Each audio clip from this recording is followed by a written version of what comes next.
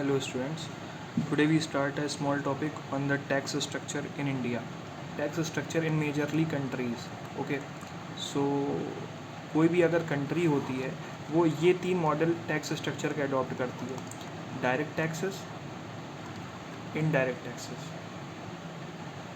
ठीक है, अगला है आपका specific tax, ad valorem tax,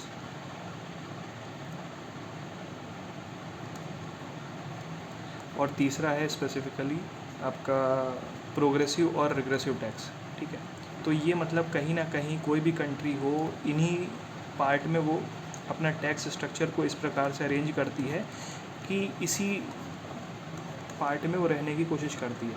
अच्छा, एक एक डिस्कस वन बाई वन करते हैं।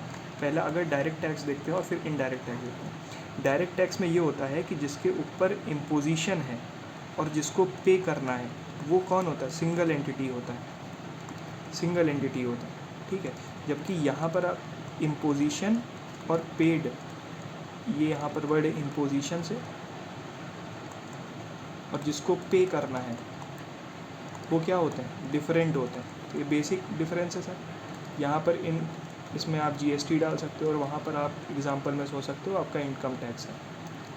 तो बेसिक चीज़ थी। अब आखिर स्पेसिफिक टैक्स और एड वैलोरम टैक्स के बारे में डील कर लेते हैं। स्पेसिफिक टैक्स मतलब किसी स्पेसिफिक कमोडिटी पर लग रहा है। जैसे मान लीजिए आप रेस्टोरेंट जाते हो, रेस्टोरेंट गया तो रेस्टोरेंट में मान लीजिए आपने 3,000 का बिल आपका बैठा। इस 3,000 के बिल पे अगर हम टैक्स किस बेसिस पर लगा रहे हैं? अगर इस बेसिस पर लगा रहे हैं कि आपने डिशेज़ जितनी मंगाई, अगर आपने कितनी डिशेज़ मंगाई उसके ऊपर टैक्स लग रहा है तो वो आपका स्पेसिफिक टैक्स हो जाएगा।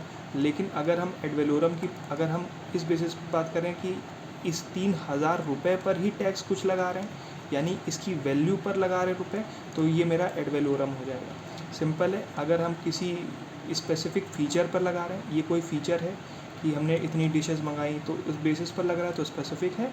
अदरवाइज़ वैल्यू पर लग रहा है मतलब प्रिंसिपल पर, तो वो एड वैलोरम में आ जाएगा। प्रोग्रेसिव टैक्स सिंपल है। प्रोग्रेसिव में कुछ नहीं है। प्रोग्रेसिव में ये होता है कि अगर किसी भी इनकम कोई भी इंडिविजुअल है, उसकी इनकम अगर राइज़ कर रही है, सोचिए राइज़ कर रही है, तो उसका जो उससे जो हमको टैक्स होगा वो भी हम ज़्यादा रिसीव कर पाएंगे और कहीं ना कहीं ये इनइक्वालिटी को कम कर पाएंगे।